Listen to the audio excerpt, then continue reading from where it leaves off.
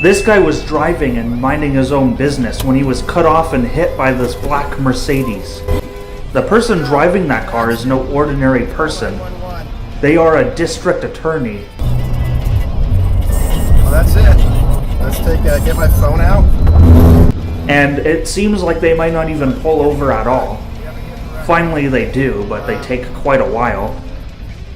When they do pull over, you can see that the lady driving the car is pretty angry. And I really think if the guy driving did not have a dash cam, things would have ended a lot differently. But look what her first move is as soon as she gets out of the car. Look what she pulls out.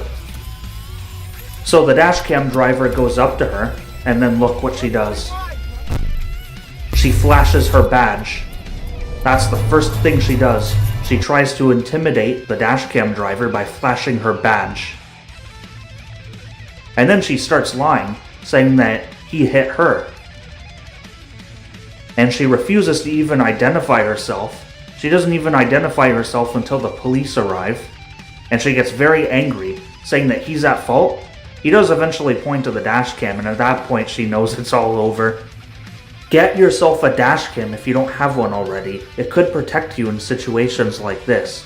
Yet another government official that thinks they're better than us mere peasants.